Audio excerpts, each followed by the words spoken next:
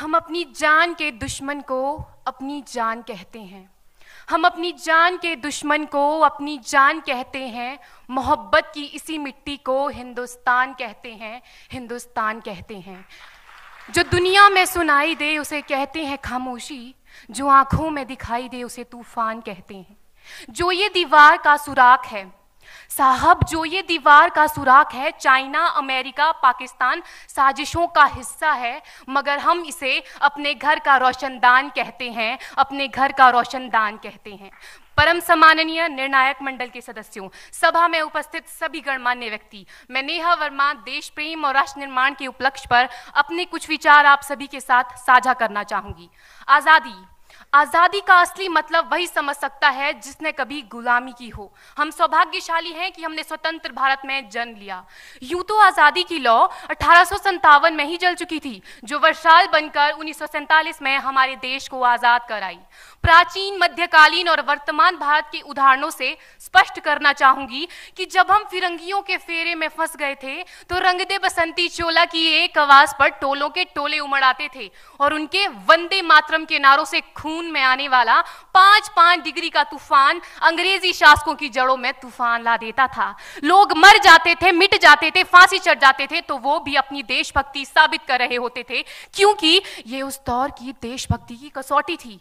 उसके बाद 62, 65 और 71 के युद्धों में अपना सुहाग गवा देने वाली औरत, जब घर के हालात ये हो जाया करते थे कि प्यार भी भरपूर गया, मांग का सिंदूर गया, नन्हे नौनिहालों की लंगोटियां चली गई, छोटी छोटी बेटियों की चोटियां चली गई, बाप की कमाई गई, भाई की पढ़ाई गई, ऐसा एक विस्फोट हुआ पता ही चला नहीं, पूरे जिस्म की ही कई बोटियां चली गई। और आपके लिए तो एक आदमी मरा है साहब, किंतु मेरे घर की तो रोटियां चली गई, मेरे घर की तो रोटियां चली गई वाले हालात पैदा हो जाने के बावजूद भी एक मां अपने बेटे को सरहद पर दुश्मनों की धज्जियां उड़ाने के लिए भेज देती थी और उसे पत्र लिखाकर ये भेजा करती थी कि अम्मा ने खत लिखा है बड़े ही चाव से, पुत्र मेरे ना घबरा जाना, 1 इंच भी पीछे ना हटना, चाहे इंच इंच कट जाना, चाहे इंच इंच कट जाना। इस तरह पूरा परिवार अपनी देशभक्ति साबित कर रहा होता था। तब देश बलिदान मांगता था, तब देश लड़ जाने को कहता था, तब देश मर जाने को, मिट जाने को, फांसी चढ़ जाने को कहता था। किंतु आज देश लड़ जाने को नहीं कहता, आज देश मर जाने को, मिट जाने को, फांसी चढ़ जाने को नहीं कहता, बल्कि मेरे विचारों में यदि कोई व्यक्ति अपना काम पूरी ईमानदारी, पूरी मेहनत और पूरी लगन से करे ना, तो वही सबसे बड़ा देशभक्त है। मैं नहीं मानती कि फेसबुक और व्हाट्सएप की डीपी को 3 रंग में रंगना ही देशभक्ति है। और यदि आप कहेंगे कि साल में 2 बार हाथ में तिरंगा ले लेना देशभक्ति है, तो मैं पूछना चाहूंगी कि फुटपाथ में रहने वाला वो बच्चा ट्रैफिक की छांव में नंगे पांव में जब तिरंगा बेच रहा होता है, तो क्या इसे आप उसकी देशभक्ति कहेंगे? ये उसकी देशभक्ति नहीं, उसके पेट के भूख की शक्ति है जो उसे ऐसा करने पर मजबूर करती है। क्योंकि ना मस्जिद को जानते हैं, न शिवालों को जानते हैं, ना मस्जिद को जानते हैं, न शिवालों को जानते हैं। जो पेट के भूखे होते हैं ना, वो सिर्फ भोजन के निवालों को जानते हैं, वो सिर्फ भोजन के निवालों को जानते हैं। अपने परिवार, अपने समाज, अपने देश के लिए समर्पण का भाव है देशभक्ति। और हर देशद्रोही के जीवन में आने वाला तूफान है हमारी सच्ची देशभक्ति, ताकि हर देशद्रोही ये समझ सके कि अगर तू परिंदा है तो ये आसमान तेरा है, अगर तू दरिंदा है तो ये शमशान तेरा है, भाईचारे से रहना है तो रह इस जमीन पर, वरना ये कब्र भी तेरी है और यही कब्रिस्तान तेरा है और यही कब्रिस्तान तेरा है। लेकिन एक देशद्रोही से ज्यादा देशभक्ति तब आहत होती है जब एक बेटा अपने बूढ़े माँ बाप को वृद्धाश्रम की चौखट पर छोड़ आता है। करा उठती है वो देशभक्ति जब मुसीबत में फंसे लोगों की जान बचाने से ज्यादा हम सेल्फी लेकर अपने लाइक बढ़ाने में लगे रहते हैं। आज के इस दौर में वो युवा जिनके ऊपर जिम्मेदारी थी अपने देश, अपने समाज, अपने राष्ट्र की आशाओं को बांधे रखने की, वही युवा अब 4x4 इंच की छोटी सी स्क्रीन पर अपनी कोमल अंगुलियों के घर्षण मात्र से अपनी भावनाओं की इमोजी भेज रहा है। 4 बोतल वोडका, काम मेरा रोज का ने भारत का भविष्य तबाह कर रखा है। हम ना एक ऐसे समाज में जीते हैं जहां लड़कों से बात करता देख जो भाई हड़काते हैं, लड़कों से बात करता देख जो भाई हड़काते हैं, वही भाई अपनी गर्लफ्रेंड के किस्से घर में हंस हंस कर सुनाते हैं।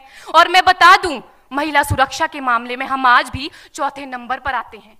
हम ना एक ऐसे समाज में जीते हैं जहां पत्थर की मूरत को लगते हैं 56 भोग और भूखे नंगे तड़पते सो जाते हैं लोग, भूखे नंगे तड़पते सो जाते हैं लोग। मजदूर को मजदूर समझिए, मजबूर नहीं।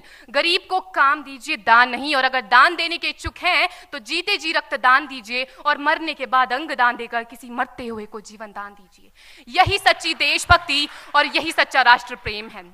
ना सरकार मेरी है ना रब मेरा है, ना सरकार मेरी है ना रब मेरा है, और ना ही ये बड़ा सा नाम मेरा है। बस इतनी सी बात का गुरूर है मुझे कि मैं भारत की हूं और ये भारत मेरा है और ये भारत मेरा है। परंतु एक वैचारिक बीमारी हमारे समाज में मुझे नजर आती है।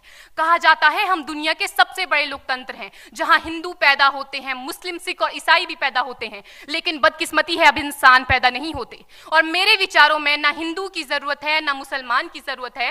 राष्ट्र निर्माण के लिए केवल अच्छे इंसान की जरूरत है, केवल अच्छे इंसान की जरूरत है। जरा सोच कर देखिए, ये पेड़ पौधे और शाखाएं भी परेशान हो जाएं अगर परिंदे भी हिंदू और मुसलमान हो जाएं।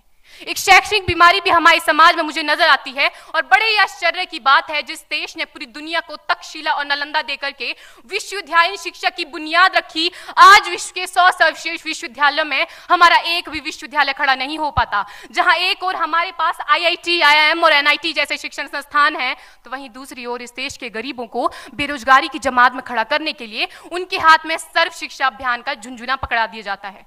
और मैं बता दूं, इस शैक्षणिक बीमारी का केवल एक कारण वो ये कि हमारे देश की शिक्षा नीति केवल 2 तरह के लोगों के लिए बनती है। पहले वो जो विद्वान हैं और दूसरे वो जो धनवान हैं। इसी तरह की कई गजब की बीमारियां हैं, और इन बीमारियों की जो जड़ है ना, वो हमारा अंधविश्वास। और मेरे विचारों में जब तक इस देश का युवा अपनी सफलता के लिए मंदिरों में जा जाकर नारियल फोड़ फोड़ कर भगवान को रिश्वत लगाता रहेगा, हमारे समाज का शिक्षित वर्ग ही बिल्ली के रास्ता काटने पर खड़े हो जाना, अपने धर्म अपनी जाति को ऊंचा मानकर दूसरों के धर्म की अवहेलना करता रहेगा, तब तक ना तो इस देश से अंधविश्वास खत्म होगा और ना ही हमारा राष्ट्र निर्माण संभव होगा। हमारी संस्कृति, हमारी सभ्यता को दुनिया ने शीश नवाया है, तो क्यों आस्था के नाम पर हमने अंधविश्वास फैलाया है? मेरे विचारों में हमारा राष्ट्र निर्माण तब संभव होगा जब इस देश में महिलाओं की पूजा नहीं, उनकी इज्जत की जाएगी। राष्ट्र निर्माण तब संभव होगा जब हम जातिगत आरक्षण नहीं बल्कि सामाजिक सशक्तिकरण पर बात करेंगे। राष्ट्र निर्माण तब संभव होगा जब स्वच्छता अभियान में केवल सरकार नहीं बल्कि सड़क पर चलने वाला हर एक नागरिक हाथ बंटाएगा, स्वच्छ भारत स्वस्थ भारत को दिल से अपनाएगा। असल मायने में हमारा राष्ट्र निर्माण तब संभव होगा जब एक गरीब बच्चा मध्याह्न भोजन के नहीं बल्कि ज्ञान अर्जन के लिए सरकारी स्कूल की चौखट पर कदम रखेगा। और हमारा राष्ट्र निर्माण तब तक संभव नहीं होगा जब तक एक नागरिक नैतिक रूप से सटीन, चारित्रिक रूप से भ्रष्ट, मानसिक रूप से दिवालिया, धार्मिक रूप से अंधा, राजनीतिक रूप से गंदा, स्वैच्छिक मान मूल्यों के आंकड़ों में जिन्न शिन्न पैपंदमयी अखंड भारत को खंड खंड करता रहेगा, तब तक हमारा राष्ट्र निर्माण संभव नहीं होगा। बड़ी बड़ी बातें नहीं, छोटी छोटी कोशिशें करनी होगी, क्योंकि ठोकर हमें पहाड़ से नहीं पत्थरों से लगा करती है। I being an Indian, I being a student, I being a symbol daughter of this motherland feel proud to be an Indian। और मैं सैल्यूट करना चाहूंगी सरहद पर दिन रात हमारी रक्षा के लिए खड़े हर उस जवान को, इस देश की पुलिस प्रशासन और किसान को, और इस देश के हर उस व्यक्ति को जो अपना काम पूरी ईमानदारी, पूरी मेहनत और पूरी लगन से करते हैं, जिनके बिना राष्ट्र निर्माण की कल्पना करना भी असंभव सा लगता है। और आज इस मंच पर पूरी जिम्मेदारी के साथ मैं भारत की बेटी ये कहती हूं कि हमारा राष्ट्र निर्माण तब संभव होगा जब हम सभी, मैं, आप, हम सब मिलकर प्रयास करेंगे, क्योंकि हमारे देश की जिम्मेदारी नहीं है हमें आगे ले जाने की, हमारी जिम्मेदारी है अपने देश को आगे ले जाने की, अपने राष्ट्र को आगे ले जाने की, अपने वतन को आगे ले जाने की। तो अंत में मैं बस यही कहना चाहूंगी, मेरा हिंदुस्तान महान था, महान है, महान रहेगा। मेरा हिंदुस्तान महान था, महान है, महान रहेगा। होगा हौसला सबके दिलों में बुलंद तो एक दिन पाकिस्तान भी जय हिंद कहेगा। पाकिस्तान ही क्यों, सारा जहान जय हिंद कहेगा, क्योंकि सारे जहां से अच्छा हिंदुस्तान हमारा, सारे जहां से अच्छा हिंदुस्तान हमारा, हम बुलबुलें हैं इसकी, ये गुलिस्तान हमारा, ये गुलिस्तान हमारा। जय हिंद, वंदे मातरम।